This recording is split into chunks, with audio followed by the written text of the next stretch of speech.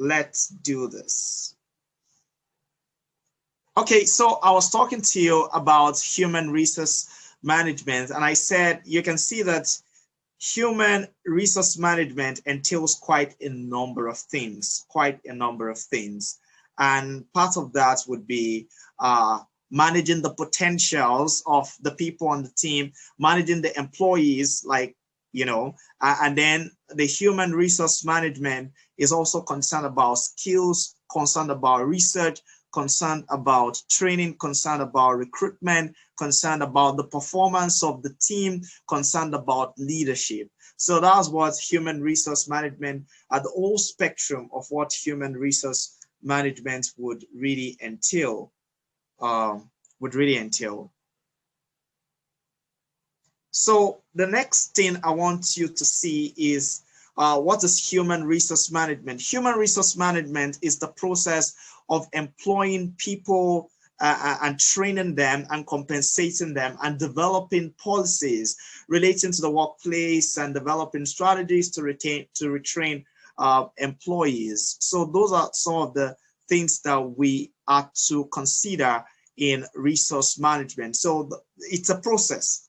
You employ people. So the main deal is that people are involved in this business. So it's involving the people that are in your organization, the process of employing people, of training the people, of compensating the people, of developing policies relating to the workplace, and we could say even the welfare of the people, and developing strategies to retain employees. So there are several aspects, as I've told you earlier, that human resource management covers, such a very wide spectrum of things. But I have two bunches of concerns in today's session, two bunches of concerns. The first is team building, employment management, and payroll. Because, since you have a business and what you're doing is not for free, it's a business, it's going to be bringing in money. So you have to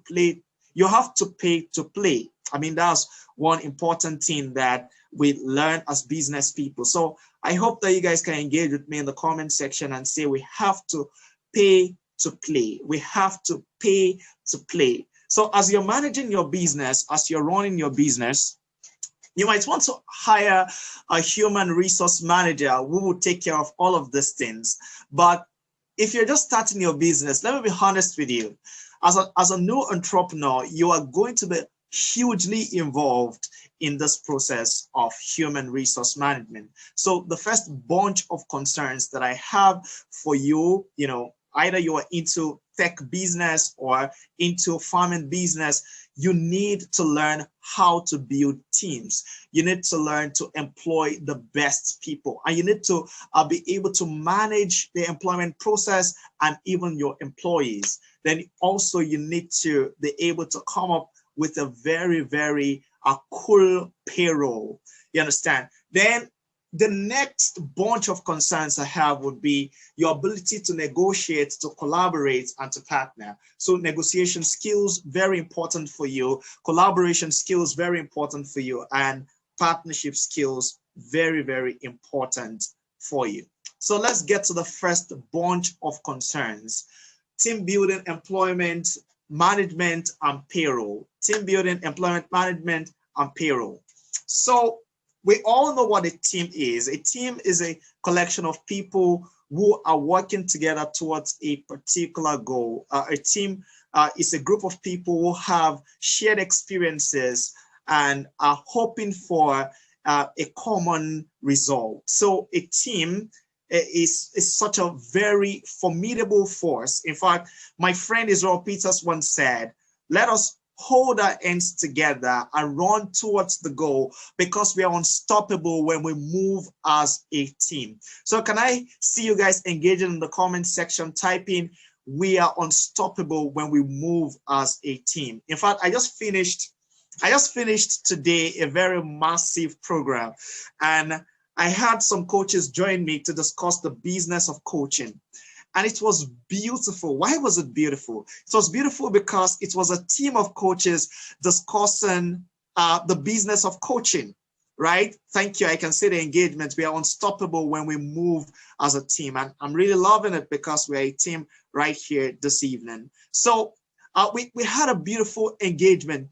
And do you know what? We had some other people working at the background while we were on screen. Those other people were increasing visibility. They were telling people, they were sharing the live stream to groups. They were sharing the live stream to their own pages and stuff like that. It was a beautiful time of conversation. The coaches loved it. The people who are participating loved it because there was this sense of being unstoppable because we were moving as a team. So since you know that, you know, the common saying is that together everybody accomplishes more.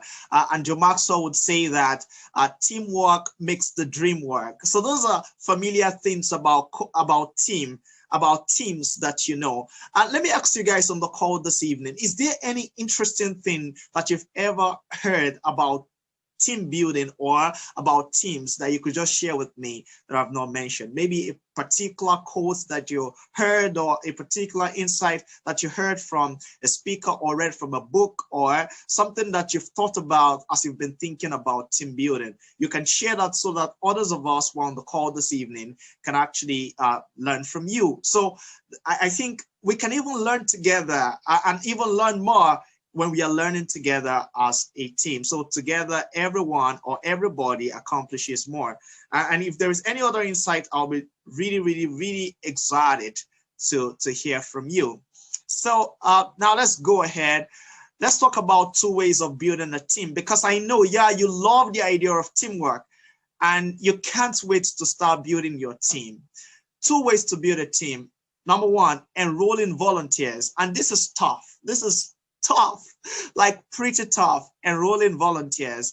It's easy, but it's tough because when it comes to managing volunteers, that's where the real job is. It's easy to hire volunteers, but it's difficult to manage volunteers. In fact, world leading experts on leadership would say that if you can lead volunteers very successfully, and that's why I really appreciate someone like Sir Victor Akaise, if you can really manage volunteers very successfully, then you have great leadership skills. So you can build the team for your business by enrolling volunteers or by hiring employees, and I'm sure that you know that. And I've told you guys that the goal of teamwork is 2 things basically: cohesive efforts for amplified results. So keep that in mind. I'm not sure you've ever heard that before. So that's what I thought about as I was coming to this place, for you to think about it.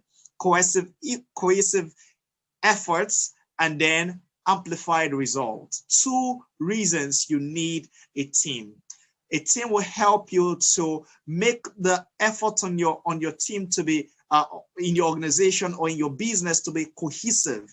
And you know the meaning of cohesive, right? That's the fact that it's massive. It's very impactful. Like the impact that the effort that you guys are making, the impact that the effort that you guys are making is such a very thunderous one. It's such a very mighty one. It's such a very formidable one that packs the punches. You get that can hit every target that you guys set. And the next thing is about amplified results. It's amazing how that you can accomplish far more. You can reach a greater reach, you know, when you work with a team of people. Now, the second thing I want to talk about is the prize model. Now, the other thing I want to talk about in building a team is the prize model. Now, see, let me tell you this. Nobody is going to want to be on your team if you personally do not manifest all of these things. Because you see, ultimately, when you finally get a team, when you finally build a team, when you finally get people together, right, you will need to make them to be people who manifest all of these things. So the idea is this. I call it the prize model. I use it in leadership trainings anyway. I developed this model personally, okay? And I've been using this model for a very long time. I figured that if you could focus on all of this, just these 5 things, if you could focus on developing people on your team to be people who possess all of these 5 things, you would definitely have such a very great team. But before you build a team, you need to strive to get all of these things in your own life. Number one is productivity. So the prize model. The idea of the prize is that you want to be a gift to the people on your team, and you want the people on your team to be a gift to you, and a reward. You know, there are people who honestly, they are like the judgment of God upon the team that they have the opportunity to lead.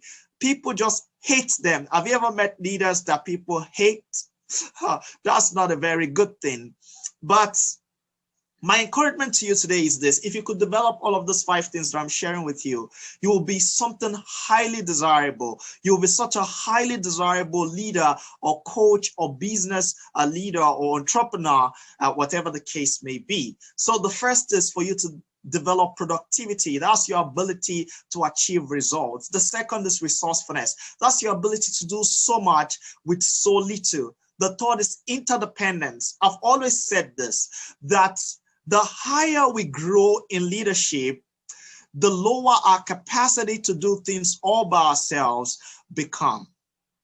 The higher we grow in leadership, the lower our capacity to do things alone, to do things all by ourselves would become.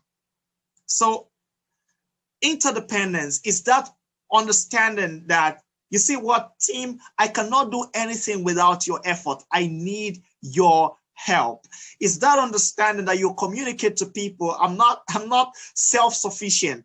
I need help. And you are able to appreciate that help. You're able to get that help in such a persuasive, honorable manner so that people want to be a part of what you're doing.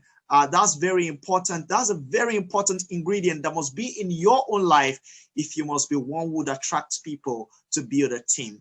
So first, we've seen productivity, resourcefulness. That's the second. Third is interdependence. That's the I. And now the Z is zeal. There has to be an enthusiasm about you for what you do. Because you see, nobody's going to come and buy your idea if you are not so passionate about the business that you are into. So there has to be the zeal about you. And then the fifth is exceptional innovations. They have to see you doing some things that some people are not doing, that many people are not doing. So once you have this nailed down, then you just need to make an announcement. Okay, I need volunteers. That's if you want to build your team by enrolling volunteers. I need volunteers to fill these roles. Then you state out the volunteers. So the process of team building is just as simple as me saying, go do it. I mean, I cannot give you any form of template for building teams other than for me to tell you to set a date for when you are going to get the team members on board. Think about what the people who are coming on board might need to function effectively on your team, and to promise them that you are going to give it to them. So people are always thinking, what is in it for me? So let them know that there is a reward system. There is something you're going to be giving them in exchange for whatever they are going to be doing for you. So, so once you keep all of these things in mind, then you do the hard job of getting team members together. Be ready to answer a lot of questions. Be ready to repeat yourself over and again to the questions that people will ask you, okay?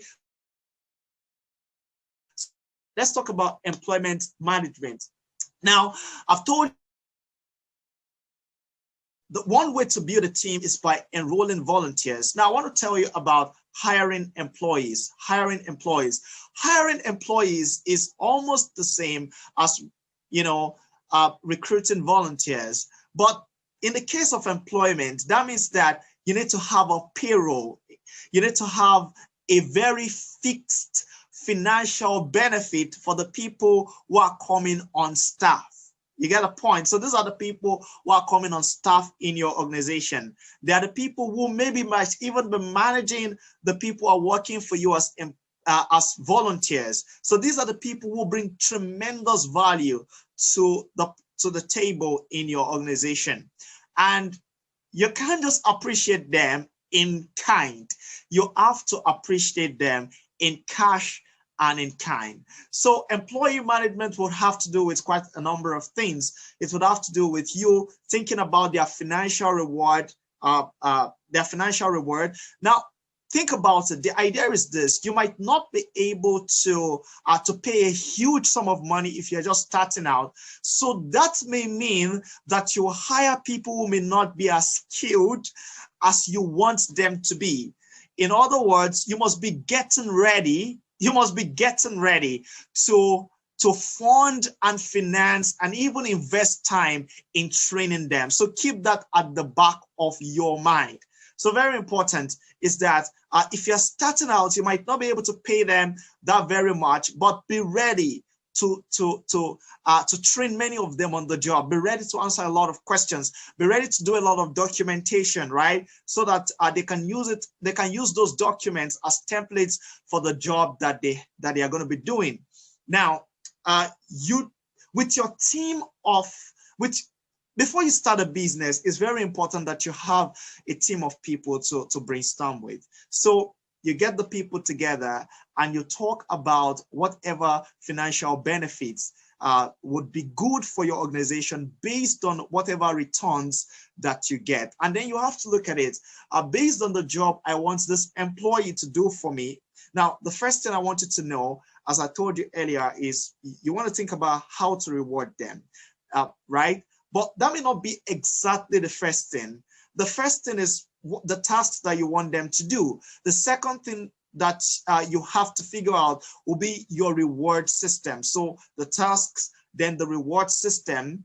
Then the third thing you want to note is opportunities for training the people. Opportunities for training the people. So I've told you the tasks, right? The tasks will also include the targets that you want these employees to reach. Then as soon as you figured out the task and the targets, right? The tasks and the targets, right? Then you now talk about, the cash reward system that you want to use. Now, the reason I'm going over that again is because I want to connect how this flows. You have the targets and the tasks, right? Once you have figured that out, let me give you an example. For example, of recent, I was trying to hire a marketing manager, and the marketing manager was going to be on a 30,000 naira per month salary. Besides the fact that this marketing manager is also going to be earning from the commission that he or she does from affiliate marketing. So 30,000 naira for managing the team of volunteers that we have, or the team of affiliate marketers we have, right?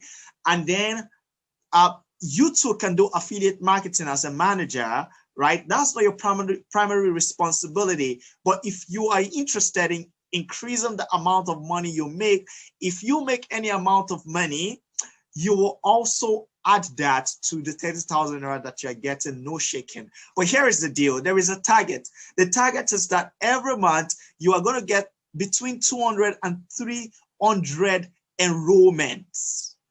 And we broke that down because he or she was going to be working with a team of affiliate marketers that we have, about 30 of them. So we broke it down. If you could motivate these people and ensure that each of these affiliate marketers is able to make 10 enrollments in 1 month, and that's not so difficult to do. If you are consistent every single day, you focus on getting one person to enroll. So the whole idea is that this manager is going to be hugely in charge of the enrollment of people into our coaching classes, and we'll be working with 30 very, very productive affiliate marketers.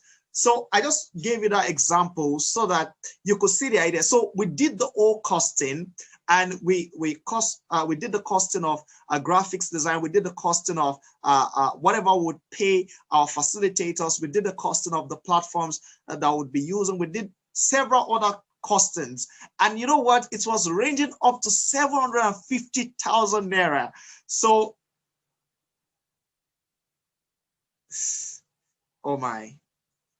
sorry about that. I got distracted by that comment, that I saw. So I'm just trying to show you how that, you put people on the payroll. And I understand that I've started bleeding into the payroll. So I hope that you guys are taking those 3 things I've mentioned today on employment management. You have to figure out the tasks and the targets. That's the first thing.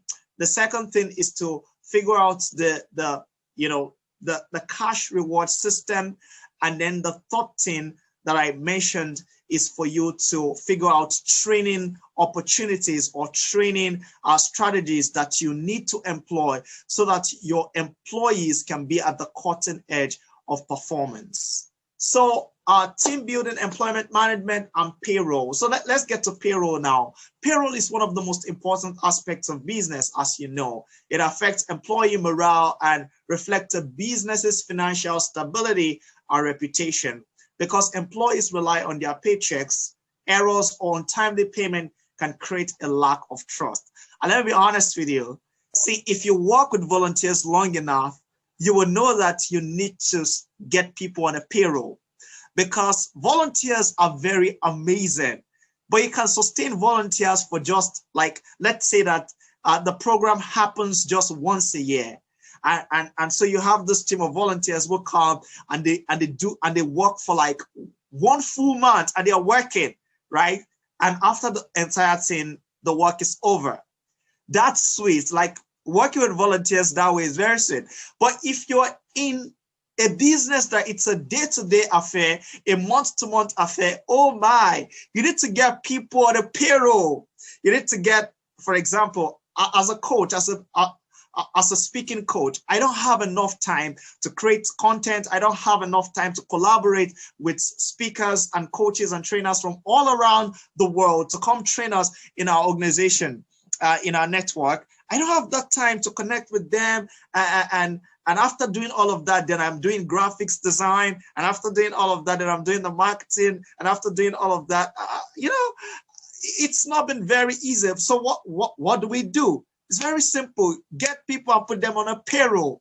So it's very important that you do that. And with an Excel sheet, after this training, I want you to go check out on YouTube how to use an Excel sheet to actually figure out your payroll. I think that will really be good education for you. So let us go to the next thing right now. And this will be the last part of our discussion today. And I want you to know that you have the opportunity to ask me questions after I'm done with this. Ask me questions, and we are going to have a beautiful time during the question and answer period.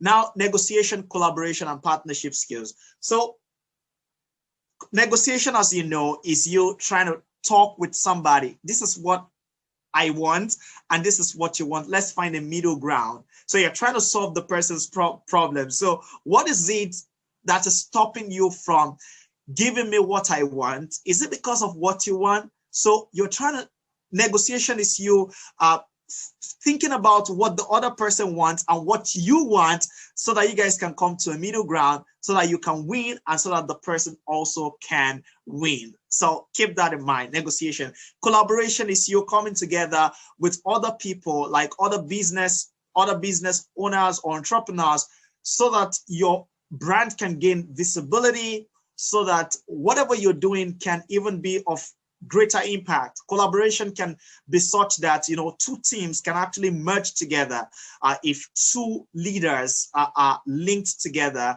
in their business. So collaboration helps you to gain greater visibility. It helps you achieve greater results. Collaboration is such a beautiful thing. And I love the way Truth Sprout Africa does that. When you are collaborating now, you are not just bringing employees on board, you are bringing influencers on board, you're bringing business leaders on board. So I really want to encourage you, if you are into the business of farming, one big secret I want to give to you today is that you begin to do events on farming and bring very influential farmers to come talk about their experiences in farming.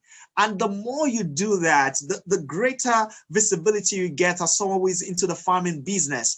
And the greater visibility you get as someone who is into the farming business, the greater you are considered as an authority in the field of farming or tech, depending on whatever business you are running. And then partnership, as you know, is partnering with other brands. Why would I say partnership is partnering? It's linking efforts or linking, it's you linking arms with other brands, particularly brands who are interested in supporting the kind of thing that you do. So partners can support in several ways. They can support in cash. They can support by giving you a platform. They can support by giving you materials. They can support in any way. But here is the thing. What is common amongst all of these things is that while you are thinking about what to gain, know that the people you're negotiating with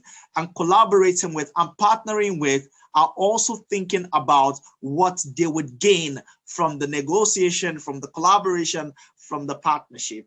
And so that's why I want you to look at these 4 things I want to share with you right now, so that whenever you're negotiating with anyone or collaborating with anyone or partner with anyone, you would be ready. So to prepare and to have a successful negotiation experience or collaboration experience or partnership experience, you need these 4 things I'm going to be sharing with you. The first, and this one particularly, I use to train my guys for free. I love Truth Sprout Africa, and I'm loving the kind of engagement that I'm having here today.